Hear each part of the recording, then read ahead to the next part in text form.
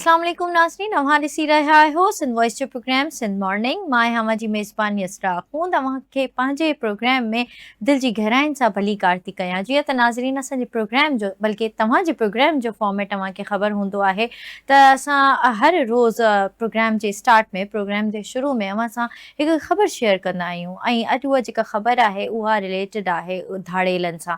ॻाल्हि कजे थी घोटकीअ जी, घोटकीअ जे कचे जे इलाइक़े जी, जिते ॿ धाड़ेल जेके आहिनि उहे दहशत जी अलामत बणियल हुया ऐं उन ॿिनि धाड़ेलनि जो नालो आहे राहिब शर ऐं मोरियो शर, जेके पाण गिरफ़्तारी ॾियण खां पोइ वरी पुलिस जी हिरासत मां फ़रार थी विया आहिनि। संदन सिक्योरिटी ते मुक़ररु पुलिस अहलकारनि खे बि मुअतल करे हिरासत में वरितो वियो आहे। पर आख़िर ही छा मामिलो आहे, आख़िर इहे ॾोहारी कीअं फ़रार थिया, इन हवाले सां असां सां ॻाल्हाइण लाइ लाइन ते मौजूदु आहिनि सिंध वॉइस जो रिपोर्टर अली रज़ा राजपूत। वॾी महिरबानी अली रज़ा, ही मामिलो छा आहे? दाड़ेल जेके आहिनि राहिब शर ऐं मोरियो शर, जेके जिन ते करोड़ रुपया इनाम बि रखियल आहे, जिन पाण खे पुलिस जी गिरफ़्तारी ॾिनी हुई ऐं पर हाणे उहे फ़रार थी विया आहिनि। जी बिल्कुल यसरा मैडम, जेको आहे निजात मेहरान ऑपरेशन थियो हुयो रौंती कचे में 6 महीना अॻु में, जंहिंमें जेके बदनाम दाड़ियल जेके हुया हुननि गिरफ़्तारियूं ॾिनियूं। पुलिस ॾाढो पाण मुरादो जेके आहिनि पेश थिया हुया। हुन खां पोइ जेको आहे इहे राहिब शहर ऐं मोरियो शहर बि पंहिंजे साथियुनि समेत जेको आहे घोटकी पुलिस ॾाढो जेको आहे सरेंडर थिया हुया। जंहिं खां पोइ हिननि जो केस में अदालतनि में केस हिननि जा हलनि पिया। अॼु बि इहे केस में जेको केस जी हाज़िरी हुई, हिननि जी ॿुधणी हुई केस जी, हुन हवाले सां इहे सिविल कोर्ट उबाड़े पहुता हुया। हाज़िरी खां पोइ इहे हिकिड़े कमरे में वेठल हुया, उन कमरे जी इहे दरी भॼी करे जेको आहे हुतो फरार थी विया आहिनि। अच्छा अली रज़ा, इहो बि ॿुधण में आयो आहे त दाड़ेलनि जी सिक्योरिटी ते मुक़ररु जेके पुलिस अहलकार हुया उन्हनि खे बि हिरासत में वरितो वियो आहे, उन्हनि ख़िलाफ़ केस दाख़िल करण जूं तयारियूं थी रहियूं आहिनि। कंहिं वॾे ऑफिसर खे बि हिरासत में वरितो वियो आहे या रुगो नंढनि अहलकारनि जी ॻाल्हि कजे त उन्हनि खे क़ुर्बानी जो बकरो बणायो वियो आहे? न, जेके हिननि सां गॾु जेल का जेके सिक्योरिटी जे हवाले सां हिननि सां गॾु पुलिस एहलकार, उन्हनि में थोरे अफ़सर हुजनि या पुलिस एहलकार हुजनि, उहे जेके बि हुया हुननि खे फिलफोर जीअं इतला मिली त इहे फरार थी विया आहिनि त घोटकी पुलिस जेके आहे वॾी नफ़री सिविल कोर्ट उबाड़े में पहुती ऐं जेके बि उहे एहलकार हुया उन्हनि सारनि खे पंहिंजी हिरासत में वरितो आहे ऐं IG सिंध जी इहा दावा आहे त हिननि ख़िलाफ़ जेको आहे केस बि दाख़िल कयो वेंदो। फ़रार थियण वक़्तु अली रज़ा ॿुधाइजो त केतिरी सिक्योरिटी फ़राहम कई वई हुई ऐं केतिरा पुलिस अहलकार इन्हनि जी सिक्योरिटी जे लाइ मुक़ररु हुया? पुलिस अहलकारनि जी ग़फ़लत सबबु इहे दाड़ेल फ़रार थिया आहिनि या अंदरूनी बि का ॿी मदद इन्हनि वटि हुई? ॾिसो, अंदरूनी जी ॻाल्हि कजे त ज़रूर अंदरूनी कोई ख़दशा आहिनि, जंहिं वजह खां जेको आहे जेके पुलिस एहलकार हिन जी सिक्योरिटी में हुया उन्हनि खे बि जेको आहे गिरफ़्तार कयो वियो आहे, हिरासत में वरितो वियो आहे ऐं IG सिंध बि इहो ऐलान कयो आहे त हिननि ख़िलाफ़ जेको आहे केस दाख़िल थींदो। इहे अंदरूनी का हिननि सां हमदर्दी तौरु को थी सघे थो, हिन वजह खां जेका हुननि खे गिरफ़्तार कयो वियो आहे। जॾहिं त एहलकारनि जी ॻाल्हि कजे, इहे पाण मुरादो सरेंडर थिया हुया त का पुलिस जी का एतिरी ख़ासि सिक्योरिटी बि कोन हूंदी हुई। अॼु बि शायदि इहो ई मामिलो बि थी सघे थो जो सिक्योरिटी न हुजण जे करे। पर जंहिं टाइम असीं पहुतासीं उबाड़ो सिविल कोर्ट में त हुन टाइम पुलिस जी तमामु घणी नफ़री हुई। अच्छा अली रज़ा, ॿुधाइजो त राहिब शर ऐं मोरियो शर जे ख़िलाफ़ जेके आहिनि से कहिड़ा संगीन केसिस दाख़िल हुआ ऐं इन्हनि ते ॿुधण में अचे पियो त इनाम बि मुक़ररु थियल हुयो ऐं फ़रार थियण खां पोइ पुलिस पारां ॿिन्ही दाड़ेलनि जी गिरफ़्तारीअ लाइ को ऑपरेशन शुरू कयो वियो आहे? जी बिल्कुलु, जेको आहे राहिब ऐं मोरियो शहर जेके आहिनि इहे 20 पुलिस एहलकारनि जी शहादत वारनि केसनि में बि जवाबदार आहिनि ऐं हिननि मथां जेको आहे 100 खां ज़्यादा जेके आहिनि सिंध तोड़े पंजाब में जेको आहे हिननि मथां केस दाख़िल थियल आहिनि, बत्ताखोरी जा, अगवाए बराए ताउन जा, पुलिस मुक़ाबलनि जा। ऐं जेके 20 पुलिस वारा जेके शहीद थिया हुया हुननि में हिकिड़ो DSP हुयो ऐं 2 SHOs ऐं ॿिए जेके सिपाही हुया उहे शहीद कया। उन केस में इहे जेके नॉमिनेट जेके आहिनि इहे घुर्बल आहिनि जवाबदार। अच्छा, इन्हनि ते जेको इनाम रखियो वियो आहे उहो केतिरो आहे? हिननि मथां 1-1 करोड़ रुपयो इनाम रखियो वियो हुयो पुलिस पारां, पर इहे जेको निजात मिराइण जॾहिं ऑपरेशन थियो रोहती कचे में ऐं पंजाब जे कचे, कराची कचे वारे इलाइक़े में त जेके बि बदनाम धड़ियल हुया उन्हनि जेको आहे पुलिस ॾाढो पाण मुरादो जेको आहे सरेंडर कयो हुयो। पर अॼु ख़बर न आहे इहे छो भॼी विया आहिनि, जॾहिं त सोशल मीडिया ते हिकिड़ी हाणे वीडियो हले थी पई, जेल मूं कंहिंखे वॉइस कई आहे राहिब शर, जंहिंमें उहो बयानु ॾेई रहियो आहे त असांखे जेल में कंहिं क़िस्म जी फैसिलिटी नथी ॾिनी वञे, असां सां पुलिस जो बर्ताव सही न आहे ऐं असां वटि मोबाइल बि कोन्हनि। अहिड़े क़िस्म जी हिकिड़ी सोशल मीडिया ते हाणे जेको आहे वीडियो जेकी आहे हिननि जी वॉइस वारी वायरल थी आहे। अच्छा, हे जेके फरार थी विया आहिनि ॿई धाड़ेल, इन्हनि जे फरार थियण खां पोइ को पुलिस ऑपरेशन शुरू कयो आहे या न?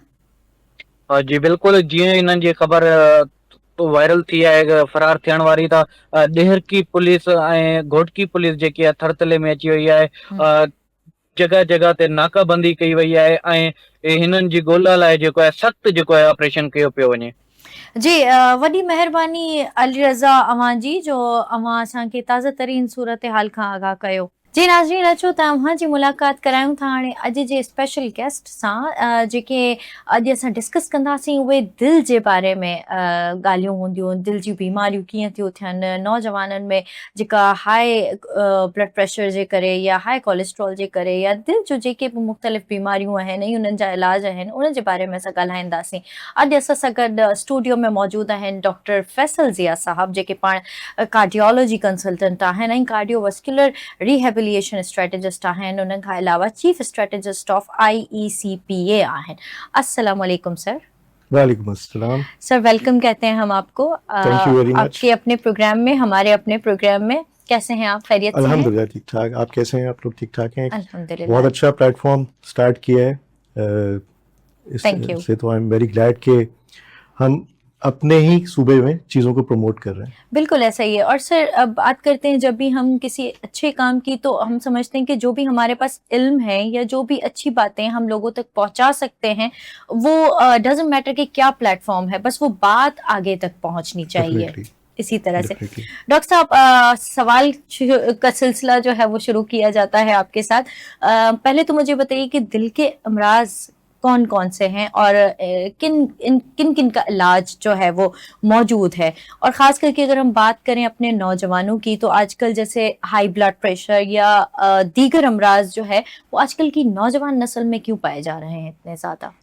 देखिए, मैं आपका आखिरी सवाल से मैं स्टार्ट करता हूँ, आखिरी पॉइंट से, कि दिल के अमराज क्यों पाए जा रहे हैं हमारी यंगर जनरेशन में।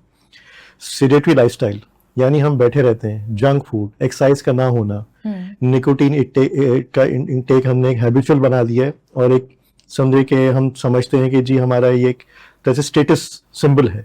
खासतौर पे वेप ने सिगरेट को रिप्लेस किया इस टाइप की चीज़ें। और हम देखते हैं कि हम शॉर्ट मील्स लें, यानी हम वो चाहते हैं फास्ट फूड की तरफ जाते हैं। कभी कोई ऐसा नहीं होता कि कोई वक्त नहीं होता किसी सेल्स पर्सन के पास, इवन इन क्लिनिक्स डॉक्टर्स भी कर रहे होते हैं, यार चलो फला बर्गर मंगवा लो, फला पिज्जा मंगवा लो, फला चीज मंगवा लो। हेल्दी नहीं होती। उसके बाद हम क्या करते हैं, बैठे हुए होते हैं, हमारी एक्सरसाइज नहीं है। अगर दिल को एक्टिव रखना है और आपको प्रिवेंट करना है डिजीज से, तो एक्सरसाइज का होना बहुत जरूरी है। एटलीस्ट 45 to 60 मिनट्स की एक वॉक होना बहुत जरूरी है, ताकि आपकी जो शरियाने हैं, मीन्स के जो वेसल सप्लाई कर रही हैं हार्ट को और जो ब्लड लेके जा रही हैं टूवर्ड्स बॉडी ऑर्गन्स, वो एक्टिव रहें। उनमें कोलेस्ट्रॉल की वजह से या चीज़ों की वजह से तंगी ना आए, जो अल्टीमेटली आपको हार्ट अटैक और दूसरे आर्जा, हाई ब्लड प्रेशर या कंजेस्टिव हार्ट फेलियर की तरफ लेके जाती हैं। बिल्कुल। तो हमें इस चीज़ से प्रिवेंशन के लिए बहुत मेहनत करनी पड़ेगी, और ख़ासतौर पर यंगर जनरेशन में ये चीज़ें। अब कौन से दिल के अमराज हैं, आपने सुना होगा किसी को सीने में बहुत तकलीफ हुई, चेस्ट पेन हुआ, वो उसको हम अस्पताल लेकर चले गए, वहाँ पे उसके कुछ अर्ली डायग्नोसिस पता चला इसको हार्ट अटैक हुआ है। ठीक है जी, हार्ट अटैक या इंजाइना, इंजाइना की वजह से हार्ट अटैक हुआ उसको। तो बेसिकली एक ये कि आपकी शरियाने ब्लॉक होना शुरू हो जाएं, और जिसकी वजह से हार्ट कॉम्प्रोमाइज़ होना शुरू हो जाए, आपको चेस्ट पेन रहना शुरू हो जाए, और जब उसकी ब्लॉकेज ज़्यादा हो जाए तो आपको हार्ट अटैक हो जाए। दूसरा, कंजेस्टिव हार्ट फेलियर, यानी आपका हार्ट इतना पंप आउट नहीं कर रहा ब्लड जितना बॉडी की रिक्वायरमेंट। उसको तो ब्लड मिल रहा है सही, प्योरीफाई होकर लंग से आ रहा है, लेकिन उस मिकदार में वो जो उसका लेफ्ट वेंट्रिकल है, जो बेसिक पंप है इतना पंप नहीं कर रहा प्रॉपर कि पूरी बॉडी को सही खून पहुंच सके। तो ये कंजेस्टिव हार्ट फेलियर, कुछ एक कंजेनाइटल भी आता है, यानी बचपन, यानी बहुत से बच्चों को देखा होगा दिल में सुराख है, या बच्चा रोता बहुत है या रोता है तो नीला पड़ जाता है। ये कुछ चीजें ऐसी हैं कि इनको एड्रेस करना होता है और यही अमराज होते हैं। अब इनके तरीका इलाज वो मुख्तलिफ है। आपको पहले बताया कि अगर कोई चेस्ट पेन के साथ ER में गया इमरजेंसी में, उसके अर्ली डायग्नोसिस हो गई, ECG में चेंजेस नहीं आई, टेस्ट में चेंजेस आ गए एंजाइम्स में, तो हम उसको 1 घंटे के अंदर 2 घंटे के अंदर हम एक प्रॉपर इलाज की तरफ यानी कार्डियक कैथ लैब में लेके गए ताकि हम देख सकें एंजियोग्राफी करके कि इसकी ब्लॉकेजेस कितनी हैं। अगर ब्लॉकेजेस के दौरान हमने देखा कि कोई स्टेंट डाल के उसको हम खोल सकते हैं तो हमने खोल दी, दैट इज कॉल्ड एंजियोप्लास्टी। अगर हमने एंजियोग्राफी में देखा कि इसकी ब्लॉकेजेस इतनी ज़्यादा है कि इसमें एंजियोप्लास्टी काम नहीं कर सकती तो फिर हम गोल्ड स्टैंडर्ड बाईपास सर्जरी की तरफ जाते हैं, यानी ओपन हार्ट सर्जरी। अगर ये दोनों इलाज मुमकिन नहीं है और हार्ट बहुत वीक हो चुका है, दवाइयों पर रखना है, तो एक तीसरा इलाज दुनिया में आया था, that is called EECP, enhanced external counter pulsation. जी हाँ, अब आपने जैसे कनेक्ट कर लिया है इस पॉइंट को, तो EECP के बारे में बताइए कि ये थेरेपी किस तरह से काम करती है और कितनी इफेक्टिव है ये। देखिए, इसे कहते हैं एनहांस्ड एक्सटर्नल काउंटर पल्सेशन। ये बेसिकली इनिशिएट हुई थी चाइना में 1960s में। फिर अमेरिकन ने इसको टेक ओवर किया था। FDA एक अमेरिका का इदारा है, फूड ड्रग एडमिनिस्ट्रेशन, जिन्होंने समझे सदियों, मैं समझूंगा कि सदी तो नहीं कहूंगा कि 2 डेकेड्स में उन्होंने उसको स्टडी किया और फिर कहा कि जी ये इंसानों के लिए बहुत फायदेमंद है। तो लेट 90s में वहां से अप्रूवल हो गए एंजाइना पेशेंट्स के लिए। मैंने आपको बताया एंजाइना पेशेंट कौन, इनको सेंट्रल चेस्ट पेन होता है और रेडिएट करता है लोअर जॉ पे और बैक साइड पे। क्यों होता है? क्योंकि उनकी शरायें तंग हो रही होती हैं जो दिल को सप्लाई करती हैं, या फिर ऐसे मरीज जिनका दिल इतना वीक हो चुका है, इतना ब्लड पंप आउट नहीं कर रहा जितनी बॉडी की रिक्वायरमेंट है उसमें। तो FDA ने अप्रूव किया EECP को इन चीजों के लिए।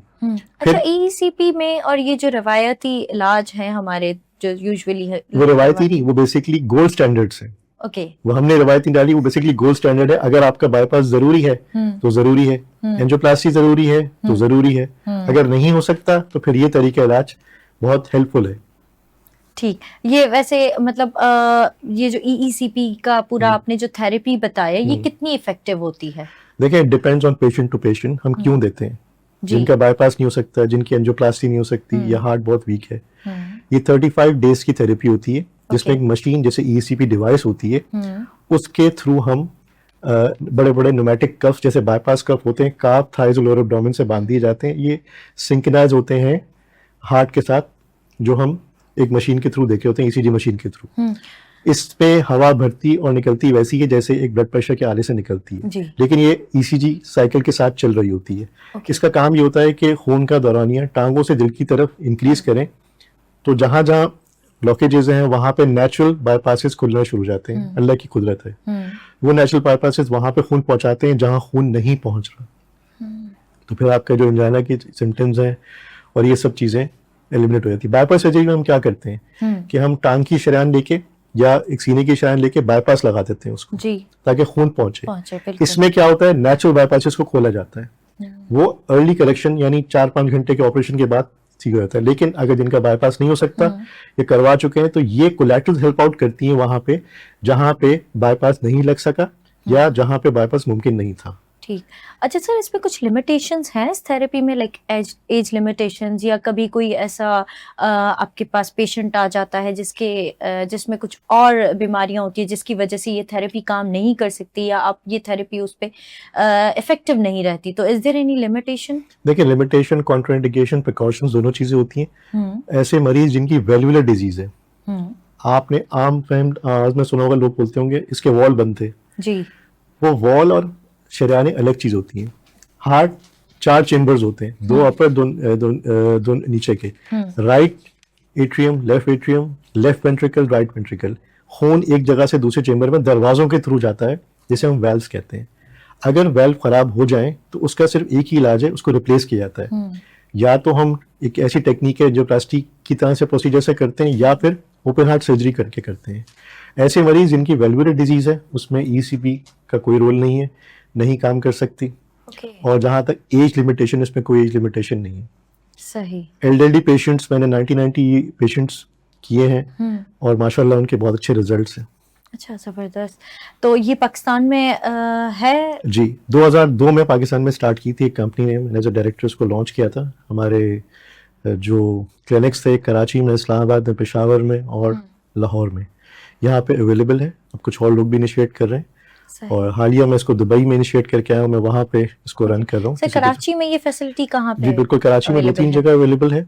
फेडरल बेरिया में अवेलेबल है, शारा फैसल पे अवेलेबल है एक जगह पे, ठीक। वहाँ पे ये चीज़ें हो रही हैं। लेकिन मसला ये है कि हमारे यहाँ हर चीज़ को मिस यूज़ किया जाता है। मैंने 2002 में जब ट्राई किया था इसको जब पाकिस्तान में लाने की, उसके बाद फिर जब मैं इसको पूरा सेंटर्स बनाए तो मुझे काफ़ी लिमिटेशंस, काफ़ी समझे कि लोगों की तरफ से हुआ कि ये क्या चीज़ है, क्या हर एक क्या हो सकता है। ऐसा नहीं है, इसमें एक गाइडलाइन दी हुई है कि किस किस मरीज का ये इलाज हो सकता है, किस किस के पहले उस मरीज को डायग्नोस करना बहुत जरूरी होता है कि इधर अगर उसकी एंजियोप्लास्टी हो सकती है, उसके बाईपास हो सकता है। अगर कोमॉर्बिड कंडीशन ऐसी नहीं है कि डायबिटीज उसकी वर्सन नहीं है, कोई और सीओपीडी यानी सीने यानी सांस लेने में कोई तकलीफ नहीं है, एनेस्थीसिया आराम से दे सकते हैं, तो उनमें बाईपास सर्जरी, एंजियोप्लास्टी। लेकिन अगर कुछ लिमिटेशन ऐसी हैं कि जिसमें रिस्क फैक्टर ज्यादा है, यानी पेशेंट को अगर सर्जरी की तरफ लेके जाएंगे, एंजियोप्लास्टी में लेके जाएंगे, आउटकम तो मिलेगा लेकिन रिस्क फैक्टर ज्यादा है, तो उसमें ईसीपी का बहुत अच्छा रोल है। EC through out the body आपके वेसल्स को यानी बाईपास सर्जरीज बना देती है, बाईपास सर्जिकल बाईपास कोलेक्टर्स बना देती है, जो क्या करता है वहां खून पहुंचाता है जहां नहीं वो पहुंचता। ब्लॉकेज। बाईपास सर्जरी एंजियोप्लास्टी में लिमिटेशन ये है कि वो दिल को ही सिर्फ करती है, ये पूरे ऑर्गन्स को थ्रू ब्रेन भी सर्जरी, आपकी ब्रेन को भी अच्छा वो खून पहुंचाती है, आपके फेफड़ों को भी, गुर्दों को भी, ऑल ओवर योर बॉडी जिसे हम कहें तो वो करती है। ठीक। अच्छा सर, बात करते हैं हाई ब्लड प्रेशर की, कोलेस्ट्रॉल की, डायबिटीज की या स्ट्रेस की भी, तो इनमें से सबसे ज्यादा खतरनाक आंसर जो है दिल के लिए वो कौन सा है? दोनों चीजें। स्ट्रेस तो क्रिएट होता है, स्ट्रेस तो सबको है। हाई ब्लड प्रेशर और डायबिटीज, ये दो ऐसे कल्प्रेट हैं जो साइलेंट किलर्स हैं। ओके। हाई ब्लड प्रेशर क्या करता है, देखिए ब्लड प्रेशर हमें जनरेट करता है गुर्दों से, लेकिन क्योंकि हार्ट को सप्लाई होती है, वेसल्स उनकी बेसिकली एक प्रेशर क्रिएट करती हैं, तो आस्ता आस्ता दिल के जो पट्टे हैं वो कमजोर हो जाते हैं, जिसे हम कहते हैं इसका दिल बड़ा हो गया, कंजस्टिव हार्ट फेलियर की तरफ चले गया, यानी इसका दिल का पंपिंग फंक्शन कम हो गया। डायबिटीज क्या करती है, आपकी शरियानों को तंग करती है, उनको पतला करती है during the course of diabetes. तो दोनों चीजें ये बहुत डेंजरस हैं। और कोलेस्ट्रॉल कोलेस्ट्रॉल के मैं समझती हूँ कि उसकी तो कोई लिमिटेशन ही नहीं। देखें हमारे यहाँ कोलेस्ट्रॉल तब एड्रेस होता है जब डायग्नोस हो चुका होता है। बिल्कुल। हम तब उसकी परवाह नहीं करते अगर किसी की फैमिली हिस्ट्री है, यानी आबा अजदाद में से पेरेंट्स को है, भाई को है, किसी को तो हम परवाह नहीं करते, यार मुझे तो होगा ही होगा ना यार, चलो यार खा लेता हूँ। खासतौर पर छोटे बच्चे, जब बच्चा 3 साल 4 साल का हुआ तो उनकी माएं ठुसारी होती हैं, ऐसा ही है। अब वो देखती नहीं कि बाप को कोलेस्ट्रॉल था, दादा को था, या उनकी फैमिली हिस्ट्री में आपको चल रहा है। तो उसी लिहाज से आपको ये आपके चैनल से बताना चाहता हूँ कि 8 साल के बच्चे को भी कोलेस्ट्रॉल हो सकता है। ओके। और हमें लाइफस्टाइल डायरेक्टली इफेक्ट कर सकता है आपके हार्ट पे। जी, आस्ते आस्ते करके आपने यंग एज के जो आपने पूछे ना कि क्यों इस तरह की डिजीज के जा रहे हैं, कार्डियक अरेस्ट क्यों हो रहा है, लोग क्यों अमवात हो रही हैं दिल के अमराज की वजह से, तो यही वजह है उसकी। बिल्कुल सही बात है। तो कोलेस्ट्रॉल, ब्लड प्रेशर, डायबिटीज, ये ऐसे कल्प्रिट चीजें हैं जो डिस्ट्रॉय कर देती हैं आपको आस्ता आस्ता वक्त के। जरूरी नहीं कि फौरन से फौरन हो, लेकिन हाई ब्लड प्रेशर स्ट्रोक कर सकता है। स्ट्रोक मीन्स के पैरालिसिस की तरफ चले गए। डायबिटीज आपको गुर्दे खराब कर सकती है, शरायें तंग कर सकती है, और इसी तरह कोलेस्ट्रॉल एक मेन कल्प्रिट है जो आपकी आर्टरीज को ब्लॉक करता है, क्योंकि एक हार्ट एक पंप है, वो ऐसा पंप है, सबसे पहले वो आया था, यानी जब बच्चा माँ के पेट में होता है तो वहीं से स्टार्ट होती है जिंदगी, और वो ऐसा पंप है जो जब तक उसकी डेथ नहीं होती तब तक वो काम कर रहा होता है। अल्लाह ताला ने ऐसा पंप बनाया है, तो उसको भी सप्लाई चाहिए ना, यानी उसको भी ब्लड की सप्लाई चाहिए। अगर वो वीक हो जाएगी तो क्या होगा, आस्ता आस्ता चीजें खत्म होती जाएंगी। बिल्कुल इसी तरह से है। सर, बात करते हैं अगर दिल की बीमारियों की, तो उनसे बचाव के लिए क्या सिर्फ अद्वियात काफ़ी हैं या डाइट, एक्सरसाइज और लाइफस्टाइल में भी चेंजिंग ज़रूरी है? जिस तरह इनिशियली आपने बताया था कि हम खाना खाने के बाद भी बैठ जाते हैं, चहलकदमी नहीं करते, तो चहलकदमी का तो एक अपना ही मैं समझती हूँ कि इम्पोर्टेंस है, बट अदर देन दिस और क्या क्या फैक्टर्स ऐसे हो सकते हैं जिनसे हम हार्ट के जो बीमारियां उनसे बच सकते हैं? देखिए, जब मेडिसिन प्रिस्क्राइब की जाती है, डॉक्टर करता है किसी भी चीज़ के लिए, ब्लड प्रेशर के लिए, हार्ट रेट कंट्रोल करने के लिए, कोलेस्ट्रॉल के लिए, वो इस्तेमाल करना बहुत ज़रूरी है। वो एक सपोर्टिव चीज है, उसको कम करना है, उसकी मिकदार कम करवानी, उसके लिए आपको एड ऑन चीजें, आपकी लाइफस्टाइल मॉडिफिकेशन, वॉक हो गई आपकी, डाइटरी मॉडिफिकेशन बहुत मैटर करती हैं। बिल्कुल। हमारे यहाँ कुछ चीजें ऐसी आजकल शुरू हो गई हैं कि मैं नाम तो नहीं लूंगा लेकिन फिर भी बताऊंगा। सर नहीं लेना चाहिए, वैसे नहीं, जरूरी ब्रांड का है नाम आता है कि हम देखिए, हमारे प्रोग्राम के हवाले से obesity के लिए अवेयरनेस हो। कुछ ड्रग्स ऐसी थी जो अब लेकर आए, उनका जो फर्स्ट लाइन इंडिकेशन है वो बेसिकली डायबिटीज के लिए। ओके। इंजेक्टेबल आइटम्स आए कि जी वेट रिड्यूस के लिए सब चीजें जी, कर जी, रहे जी। हैं, हालांकि उनको शुगर नहीं है, वो अल्टीमेटली बहुत सी चीजों को डिस्ट्रॉय करती हैं। वो आपने बहुत से लोग देखा होंगे, अरे तुम तो पिछले महीने इतने मोटे थे, पतले कैसे हो गए? हाँ। तो ये चीजें काफी डिस्ट्रॉय कर रही हैं। जो हमारी मेडिकेशन जो हम किसी के कहने पे शुरू करते हैं ना, सेल्फ मेडिकेशन, वो खतरनाक होती है। मेडिकेशन लेनी है लेकिन उसकी मिकदार कम करनी है। अगर आपको हाई ब्लड प्रेशर रह रहा है और फिर भी आप सालन के ऊपर वो डाल रहे हैं नमक, तो फायदा क्या? वो तो जवाब ये होता है कि जी मैं तो गोली खा रहा हूँ। हाँ, वो जस्टिफाई कर रहे होते जी, हैं। जिनके बाईपास सर्जरी हो चुकी है वो क्या कहते हैं, अब तो मुझे कुछ करने की जरूरत नहीं है, हार्ट सही हो गया बिल्कुल। उनको ये नहीं पता कि हार्ट रिपेयर किया गया है, हार्ट नया नहीं लगा है, हार्ट वही है, उसको रिपेयर किया, और रिपेयर हुई हुई चीज का एहतियात करना, उसका टेक केयर करना बहुत जरूरी होता बहुत है। जरूरी होता है, बिल्कुल तो सही। आपका दिन में वर्जिश यानी एक्सरसाइज का होना 45 to 60 मिनट्स बहुत जरूरी है, जिसमें आपका स्वेट निकले, ऊपर से मुरगन ग़िज़ाएं, ये चीजें करनी। और खासतौर पे इंटरमीडिएट फास्टिंग एक चीज है जो आपको वेट कम करने में भी फायदा देती है और कोलेस्ट्रॉल कम करने में भी बहुत फायदा देती है, और शुगर के मरीजों के लिए बहुत अच्छी होती है चीज। सर ये जरा इंटरमीडिएट फास्टिंग के बारे में थोड़ा हमारे यहाँ बताइएगा। देखिए, इंटरमीडिएट फास्टिंग ये है कि हम it's not a Holi fasting जिसमें आप लिक्विड नहीं ले सकते, थोड़ा बहुत पानी पी सकते हैं, लेकिन आपके कार्बोहाइड्रेट इनटेक, जो फूड इनटेक है, उसको हम थोड़ा ब्रेक देते हैं ठीक। लॉन्ग आवर्स में। हफ्ते में लोग कभी कभार 3 दफा करते हैं, यानी 3 दिन कर ली, 4 दिन कर ली, तो दैट्स वेरी बेनिफिशियल। यानी आप देखें कि हमारी फास्टिंग, यानी हम मुसलमानों को जो रोजे का एक कॉन्सेप्ट दिया गया था, रोजा रखते हैं हम, वो बेसिकली हम रखते हैं होली तरीके से हैं कि अल्लाह ताला की रजा के लिए, तो उसका कोई ना कोई बेनिफिट तो है ना, जो मेडिकल साइंस भी लेके चल रही है। तो ये आपको कितने घंटे तक, ये पर्सन टू पर्सन वेरी करता है? कुछ 12 घंटे की करते हैं, कुछ 18 आवर्स की करते हैं, डिपेंड्स कि जब तक आप वो कर सकते हैं।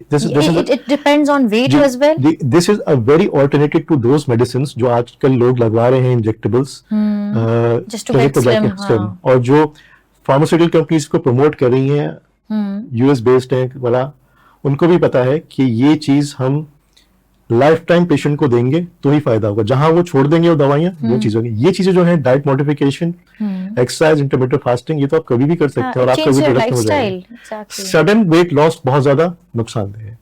ओके। जो आपके ऑर्गन्स को विटामिन्स और नरिशमेंट मिल रही होती है, आपकी हार्मोनल इम्बैलेंस होती है, वो काफी इफेक्ट करती हैं। तो ये चीजों को मैं कभी भी वो नहीं कहता कि जिसको इस तरह से प्रमोट किया जाए। एक मेरे जानने वाले, मैंने बहुत से प्रोग्राम किए टेलीविजन में, डिजिटल पे, हमेशा मैं ऐड करता हूँ, आपका दिल आपके कदमों पे।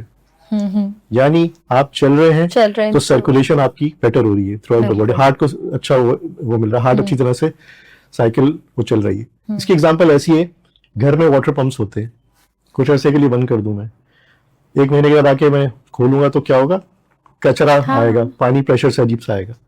सिमिलर वही है, अगर आपका खून सर्कुलेट नहीं कर रहा, ऑर्गन्स को सही नहीं मिलेगा, और वही कचरे की जैसे कोलेस्ट्रॉल डिपॉजिट होंगे वही आपको मिलेगा, जो आपको स्ट्रोक करा सकता है, आपको बहुत सी चीजें करा सकता है, सडन डेथ, कार्डियक अरेस्ट, ये सब चीजें हो सकती हैं जो आजकल बहुत देखी जा रही हैं। हाँ सर, आजकल तो मैं समझती हूँ कि बहुत आम चीज हो गई है। जब हम बात कर रहे हैं बच्चों की या नौजवानों की, तो आपने बताया कि ये सारे जो इसके पीछे सबब हैं वो ये हैं। बात करते हैं कार्डियक रिहेबिलिटेशन, इससे क्या मुराद है? देखिए, कार्डियक रिहैब का मतलब यानी कि मुझे प्रॉब्लम हो गई थी, यानी बाईपास सर्जरी हुई, एंजियोप्लास्टी कुछ भी, अब मुझे वापस जिंदगी की तरफ आना है। हमारे यहाँ अक्सर रिहैब को ऐसे सोचा जाता है कि यार ये एक सजा है, ऐसा नहीं है, वो आपको जिंदगी की तरफ वापस लेके आने की, यानी आपको रिबिल्ड करने की कोशिश कर रहे होते हैं। यानी जो हुआ तो हुआ, अब आपको आगे कैसे चलना है, जिंदगी कैसे गुजारनी। उन लोगों के लिए काम बहुत अच्छी है जिनकी बाईपास सर्जरी हो चुकी है, जिनके एंजियोप्लास्टी हो चुकी है, कोई और प्रोसीजर हो चुके हैं, तो अब जिंदगी कैसे गुजारनी है, कितने मिनट वॉक करनी है। तो लोग डरते हैं, हमारे यहाँ होता है कि किसी की सर्जरी नहीं, तुम तो 6 महीने बेड पर रहोगे, उठ के तुमने पानी के गिलास भी नहीं लेना, ये गलत कॉन्सेप्ट है। रिहैब में जाके हम सीखते हैं मुख्तलिफ चीजें, कौन सी एक्सरसाइज कब करनी है, कितने अर्से तक करनी है, वो आपको मॉनिटर करते हैं। तो that is exactly that's what I want to ask. उसमें मतलब ये है कि it's a very good programs जो स्टार्ट किए हैं पाकिस्तान में, कराची में 3-4 बड़े हॉस्पिटल्स उन्होंने स्टार्ट किए हैं, दैट्स गुड। मुख्तलिफ जगहों पे प्राइवेटली उन्होंने स्टार्ट किए हैं, दैट्स। सर इसमें कौन सी सरगर्मियां या इसमें कौन सी ऐसी देखिए- एक्टिविटीज होती हैं जो कि हमारे जो हार्ट पेशेंट्स होते हैं जो रिहैब की ये तरफ आना चाह रहे हैं, रिहैब के थ्रू अपनी लाइफ की तरफ आना चाह रहे हैं, तो उसमें कौन कौन सी ऐसी एक्टिविटीज होती हैं जो इनके लिए इफेक्टिव होती देखिए है? तो उनका वॉक देखते हैं, वॉक के दौरान का हार्ट रेट, ये सब चीजें मॉनिटर होती हैं, उनको एक्सरसाइज बताई जाती हैं कि ये क्या करनी है, किसी की सर्जरी हुई है तो किस तरह से उसको लेके चलना है, किस तरह नॉर्मल लाइफ डाइट उनको बताई जाती है। तो this is all component of, यानी आपको एक पूरा पैकेज दिया जाता है कि आपको ये करना है अब जिंदगी भर, ताकि आपको दोबारा से ये प्रॉब्लम ना अकर ना हो। ब्लड प्रेशर कंट्रोल की बताया जाता है कि खाली दवा नहीं है, एक्सरसाइजेस भी हैं कि जिससे आपका बीपी, हार्ट रेट, ये सब चीजें नॉर्मलाइज रहें। तो आफ्टर एनी प्रोसीजर, यानी चाहे बाईपास हो चाहे एंजियोप्लास्टी हो, इट्स बेटर के गो फॉर आप रिहैब की तरफ जरूर जाएं। ECP। It's also itself a rehab thing उन लोगों के लिए जो पोस्ट ऑलरेडी इस प्रोसीजर से करा गुजर चुके सकते हैं। हैं, उनके लिए भी अच्छा, क्योंकि सर्कुलेशन बेटर हो रही है। लेकिन जो आपकी एक्चुअल वॉक है 45 to 60 minutes, that is necessary. अगर आप वो कर सकते हैं तो नथिंग लाइक दैट। बिल्कुल। सर बहुत सारे लोगों की जो कंप्लेंट्स होती हैं, जैसे सीने में दर्द होना या सांस लेने में दुश्वारी, या समटाइम्स वो समझते हैं कि ये गैस है या कुछ ऐसी थकन होना, या मामूली सी जैसे हम कहते हैं ना चेंजेस जब भी नजर आती हैं तो लोग उसको नजरअंदाज कर देते हैं कि जैसे ये तो कुछ भी नहीं है, चलो थोड़ा बहुत दर्द है, ये चला जाएगा। लेकिन ऐसी कौन सी अलामात हैं या ऐसी कौन सी सूरत है जिसमें हमने इन अलामात को जो है वो नजरअंदाज नहीं करना? देखिए, अगर आपको बहुत ज्यादा चेस्ट पेन रह रहा है या आप जरा सा बर्बिंग करें, यानी निकार वगैरह ले तो रिलीज हो जाए, ऐसी चीज को हमें इग्नोर नहीं करना चाहिए। अक्सर हम क्या करते हैं, यार एक फला फिजी ड्रिंक है वो ले लो वो ठीक हो जाएगा। बिल्कुल। That is very wrong. अगर बहुत ज्यादा कर हो रहा है तो it can be underlying disease के, आपको हार्ट डिजीज की तरफ लेके जा रही है। सांस का ज्यादा फूलना ये एक ऐसी अलामत है कि जो कंजस्टिव हार्ट फेलियर की तरफ जा रहे होते हैं मरीज, उनके लिए काफी वो होता है कि क्यों हो रहा है। ऐसी चीज को इग्नोर नहीं करना चाहिए। अगर आप देख रहे हैं वीक के अंदर 15 डेज में चीज बढ़ रही है तो करीब ही अपने किसी मालिज पर दिखाइए। ओके। चाहे वो जनरल फिजिशियन हो, चाहे कार्डियोलॉजिस्ट हो, चाहे कोई भी हो, उसको दिखाना जरूरी है ताकि वो टेस्ट करके इन्वेस्टिगेट कर सके। इसको ऐसे छोड़ना नहीं चाहिए। लेकिन हमारे तो हो पास ये सकता है कि mindset है मैं ना? ज्यादा खाना खा लिया, वेट ज्यादा हो गया है, तो मैं शायद ये वजह है। लेकिन अगर आप देख रहे हैं कुछ स्टेयर्स क्लाइंब कर रहे हैं, मैं आज से एक हफ्ता पहले तो बिल्कुल आराम से कर रहा था। हाँ, लेकिन अब अब ऐसा उसका क्या वो हुआ? सांस फूलना। दैट मींस कोई चीज है, तो उसको डायग्नोज करना बहुत जरूरी है। और मिस डायग्नोज भी नहीं करना चाहिए कि नहीं खुद से चीजें करें, और सेल्फ मेडिकेशन भी नहीं करनी चाहिए। खासतौर पे जो फिजी ड्रिंक यूज करते हैं ना, मैं नाम भी लूंगा, वो किसी की Everybody marketing, knows, I think. तो वो जी वो डाल लो, उसमें लीमो डाल लो, उसमें काला नमक डाल दो, दैट इज डेंजरस। सोडा जी आमतौर पे, जी बिल्कुल। बिल्कुल दैट इज डेंजरस। तो उस चीज से हमें थोड़ा सा पीछे हटना चाहिए। और सबसे बड़ी सर चीज, लेकिन मैं मतलब लोग ये समझते हैं कि वो जो वक्ती तौर पे वो जो ड्रिंक्स हैं वो रिलीफ दे देती हैं। करती हैं। अगर गैस्ट्रिक प्रॉब्लम हो रही है, देखा है, बट अंडरलाइन कोई चीज है और वो आपको उस वक्त आपकी तेजाबियत कम कर देती हैं चीजें। लेकिन कोई ना कोई चीज ऐसी है जो बार बार अकर हो रही है। बिल्कुल। आपने जब देखा 1 दफा, 2 दफा, 3 दफा, नहीं ये तो रह रहा है मुझे, यानी कोई ना कोई चीज तो ऐसी है। There must be something. हमारे यहाँ सेल्फ मेडिकेशन का मैंने आपसे कहा, उसके अलावा सेल्फ डॉक्टर्स बहुत हैं। एक तो गूगल डॉक्टर है, ऊपर से chat chat GPT, please personal doctor. आप उससे एडवाइस लें। ऐसा ना करें कि जब आप डॉक्टर के पास जाए, सब चैट जीपीटी तो ये कह रहा है, फिर हम भी ये कहेंगे भाई उसी से पूछ लो। उस पर लिमिटेशंस हैं। हर चीज का इलाज चैट जीपीटी पे नहीं है। नहीं है। वो आपको बता सकता है कि चीजें, लेकिन आप खुद डॉक्टर से पूछे कि क्या ये मेरी चीज ठीक है नहीं है। वे हद तक आपको वो बेसिकली सिम्टम्स के थ्रू आपको बता सकता है कि देखिए, क्या आपके डॉक्यूमेंट प्रिपरेशन, पीपीटीज हो, चाहे पीडीएफ हो, चाहे डॉक्यूमेंट हो, कोई आपको लेटर लिखना हो, चाहे आपको प्रेजेंटेशन बनानी, उसके लिए हद तक ठीक है। लेकिन जब ये बात आती है मेडिकल साइंस पे, उसकी भी लिमिटेशंस है। अगर आप चैट जीपीटी से भी पूछेंगे कि are you worth more than a doctor, तो वो भी कहेगा नहीं भाई, तुम डॉक्टर से पूछो। तो बिल्कुल। ये चीजें हमें छोड़ देनी चाहिए। डॉक्टर के पास जा रहे हैं तो फिर उसी की चीज पूछें, उसको ये मत कहें कि भाई चैट जीपीटी ये कह रहा था, और उसके मुताबिक भी यूज मत करें चीजें। नॉर्मली ये हमारे पास जो है वो सोसाइटी में आजकल या जी। ग्लोबली हम कहें तो ये चीज आजकल तो मैंने ये बड़ी देखा है normal कि आपस में मियाँ बीवी का झगड़ा हो गया तो चैट जीपीटी से पूछ रहे होते हैं मैं कैसे मनाऊं उसको। काउंसलिंग तो ये दिस इज समथिंग, ठीक है काउंसलिंग होती है लेकिन स्टिल आप सर्कमस्टेंसेस देखें। मेडिकल साइंस डिफरेंट है, उसमें क्या चीजें उसमें बताता है चैट जीपीटी के। कभी कभी मैंने चेक करने के लिए चीजें की हैं कि ये क्या कह रहा है इसके बारे में। चीजें ठीक होती हैं लेकिन वो लिमिटेशंस। हाँ, और पर्सन टू पर्सन भी मैं समझती हूँ वेरी मेडिकेशंस नहीं करते हम, साथ में पेशेंट की क्लिनिकली भी देखते हैं उसको क्या चीज आ रही है। जैसे का सांस फूल रहा है उसको हार्ट, तमाम टेस्ट बिल्कुल नॉर्मल है, सब चीजें नॉर्मल है हार्ट के लिहाज से, लेकिन हो सकता है उसको लंग्स की कोई डिजीज हो, तो हम वो चीजों को मिस करते हैं। सर जैसे सांस फूलने की बात की आपने, तो किसी को अचानक से सीने में शदीद दर्द हो या सांस लेने में दुश्वारी महसूस होती हो, तो हमारे पास ना अगर हम कहें कि जो इमरजेंसी में कुछ अगर हम स्टेप्स कर सकते हैं घर पे जब तक कि हम उस बंदे को हॉस्पिटल तक पहुंचाएं, तो वो फौरी तौर पर ऐसा क्या करना चाहिए? अगर किसी को बैठे बैठे सीने में बहुत दबाव महसूस हो रहा है, हल्की सी मूवमेंट पे भी वो बढ़ रहा है, उसको वहीं बिठा दें, ठीक है। घर में अक्सर लोगों के पास एस्पिरिन अवेलेबल होती है, वो च्यूबल रख सकते हैं। जब तक उसको पेन बढ़ रहा है तो उसको जबान कीजिए रख सकते हैं। उसको मूवमेंट नहीं करनी, रिस्ट्रिक्ट मूवमेंट करके उसको शिफ्ट करना है ऑन चेयर या on bed to the hospital. सांस ज्यादा फूल रहा है तो अपराइट पोजीशन पे बैठ जाए, लेटे नहीं। कि अगर लंग्स में पानी आ रहा है तो कम से कम वो ऐसा ना हो कि जी आपका सांस बहुत ज्यादा घुटे जिसकी वजह से आप बेहोश हो सके, उसको उसी पोजीशन पे हम शिफ्ट करें।